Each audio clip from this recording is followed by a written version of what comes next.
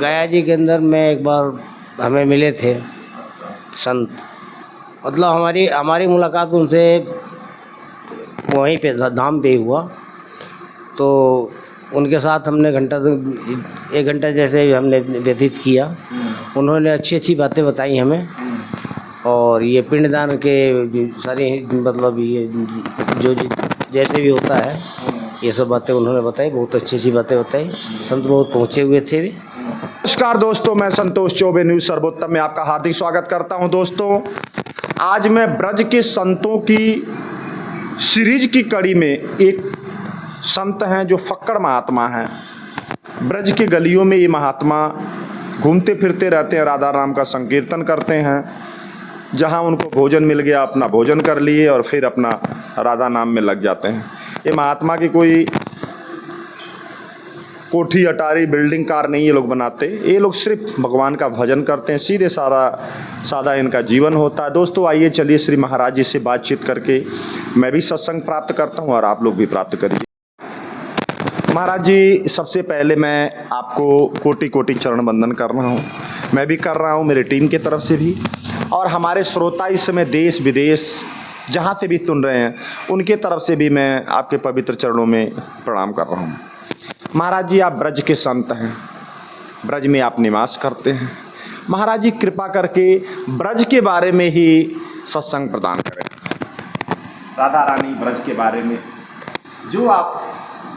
जो कुछ कहना चाहते हैं राधा रानी और ब्रज के बारे में आप कृपा करके बताएं। राधा रानी की कृपा से हम थोड़ा तेज बोलिएगा। राधा रानी की कृपा से ही हमें भोजन मिलता है, सारी चीज़ें होती हैं, और राधा रानी की कृपा से ही हमारे जीवन में चल रही हैं, और ये ब्रज में ही अपना जीवन व्यतीत कर रहे हैं हम। महाराज जी, ये बताएं कि ये शरीर का जन्म कहाँ से है, कब से संन्यास आपने लिया, इसके बारे में थोड़ा जानकारी दें। संन्यास लिए तो हमें कम से कम 12 साल हो गए। 12 साल। हाँ जी। और शरीर का जन्म कहाँ हुआ? शरीर का जन्म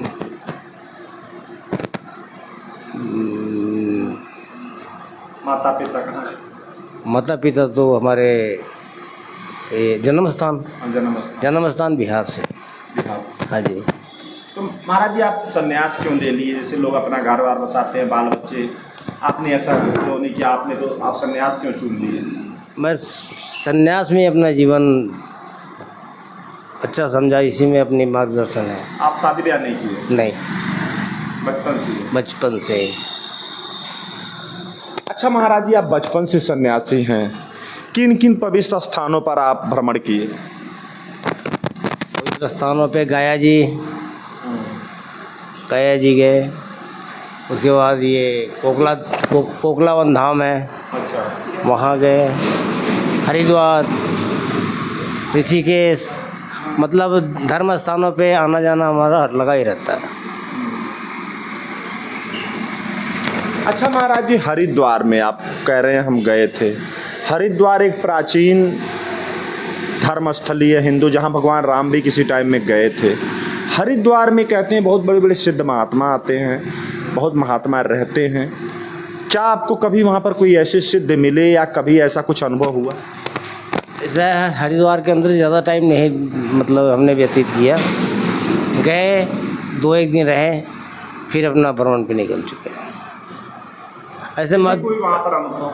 ऐसे मतलब ये सिद्ध महात्मा ये जो ये हैं, ये बहुत सारे हैं, उससे मतलब मुलाकात भी होती हैं, लेकिन वो ये जैसी बातें होनी चाहिए ज़्यादा टाइम नहीं दे पाए वहाँ पे हम। ये बात। महाराज जी, ऋषिकेश में आप ज़्यादा टाइम रहे हैं? किन स्थान पर ज़्यादा टाइम रहे आप बताएं? गया जी में रहे जी। गया जी में। हाँ, गया जी में के बारे में आप थोड़ा वर्णन करें। गया जी में जहाँ पिंडदान होता है पूर्वजों का, वहाँ पे पिंडदान होता है। जो ये धर्मस्थल है, वहाँ अपने पूर्वजों की पिंडदान किया जाता है।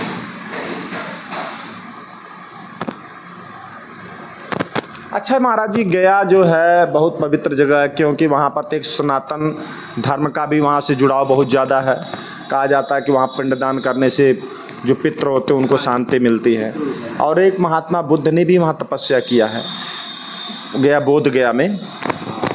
तो बताएं कि आप जो गया जी में भी क्या कोई साधु संत तपस्वी रहते हैं, या कभी उन्होंने आपने उनको देखा, या उनके बारे में कोई अनुभव जो है थोड़ा बताएं।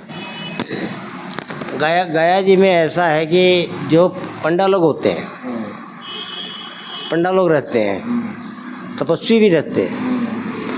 तो गया जी एक मतलब धर्म स्थल है, वहाँ मतलब सही हिसाब किताब संतों का है। अच्छा, ये बताएं, आप वो गया जी में कह रहे हैं धर्मस्थल, तो वहाँ पर कोई ऐसा सिद्ध पुरुष या कोई ऐसा महात्मा आपको मिले जिनको आप देखते आपको लगा हो कि नहीं जी बहुत अच्छे महात्मा हैं, करने वाले महात्मा हैं? गया जी के अंदर में एक बार हमें मिले थे संत, जिन्होंने अच्छी अच्छी वाणी हमें प्रदान किया। हम बताएं थोड़ा उनके बारे में, थोड़ा बताएं कैसे मिले, कैसे थे वो, कहाँ मिले, किस अवस्था में मिले, थोड़ा वर्णन पूरा अच्छी तरह से करें। मतलब हमारी मुलाकात उनसे वहीं पे धाम पे हुआ। तो उनके साथ हमने एक घंटा जैसे हमने व्यतीत किया। उन्होंने अच्छी अच्छी बातें बताई हमें, और ये पिंडदान के सारी मतलब ये जो जैसे भी होता है ये सब बातें उन्होंने बताई, बहुत अच्छी अच्छी बातें बताई। संत बहुत पहुँचे हुए थे वे। हाँ, उसके बाद उनसे मुलाकात हमारी नहीं हुई गया जी के अंदर। थोड़ा और क्या वो बताए, कैसे आपको लगा कि पहुँचे हुए महात्मा? मतलब ऐसे मतलब बात विचार से उनका जो बातें कर रहे थे, या फिर हमसे पूछ रहे थे, हमें समझा रहे थे, इसी हिसाब से हमें ऐसा लगा कि बहुत अच्छे हैं, पहुँचे हुए चीज़ें। हाँ। अच्छा महाराज जी, कभी आप जैसे ऋषिकेश में आगे इधर आते बद्रीनाथ केदारनाथ भी गए कि नहीं? नहीं, उस साइड का प्लान नहीं किया। अच्छा महाराज जी, आप वृंदावन में रहते हैं, कितना टाइम हो गया आपको? वृंदावन में करीब हमें हो गया करीब 20 एक दिन हो गए। 20 दिन? हाँ। इसके पहले कहाँ पे? वो ये गया जी में थे। हाँ, मतलब अधिकतर टाइम हमारा मतलब गया में बीतता है। तो गया जी में आपको या फिर कुटिया है क्या है? नहीं, कुटिया नहीं, पक्कड़ी है। अच्छा महाराज जी, वृंदावन में आप आए हैं, वृंदावन में आप आके कैसा महसूस कर रहे हैं? वृंदावन में बहुत अच्छा लगा। ये ब्रजभूमि जो है, इनकी मतलब राधा रानी की महिमा बहुत मतलब गुणकारी है। मतलब ऐसे मतलब धर्म स्थान हम मतलब घूमे बहुत जगह, पर मतलब सबसे ज़्यादा शांति यही मिला। हाँ। तो क्या महाराज जी, जैसे आप कह रहे हैं सबसे ज़्यादा शांति यहाँ मिला, तो क्या अब आपकी प्लानिंग आगे यहाँ रहने की है कि अब चले जाएंगे? नहीं, जाएंगे अब। जाएंगे? हाँ जी। और भी कुछ बताएं यहाँ के बारे में। अब क्या? अच्छा महाराज जी, ये बताएं कि जैसे वृंदावन धाम में आप कह रहे हैं कि हम आए हैं, बड़ी शांति मिल रही है, क्या राधा रानी के बारे में थोड़ा सा आप कुछ वर्णन करें? देखो जी, इतना नॉलेज राधा रानी के बारे में अब इतनी जल्दी तो मतलब हुआ नहीं, फिर भी मतलब इतना है कि सारी हम संतों का सारी सुविधा है यहाँ पे किसी। तो दोस्तों देखिए, महात्मा जी फक्कड़ महात्मा हैं, और ये महात्मा लोग जो होते हैं थोड़ा बहुत कम ही बोलना चालना पसंद करते हैं, घूमते फिरते रहते हैं। तो दोस्तों, जो भी महाराज जी ने बताया मैंने आप तक पहुंचाने की कोशिश किया। दोस्तों, अब संतोष चौबे को इजाज़त दीजिए। नमस्कार, जय हिंद।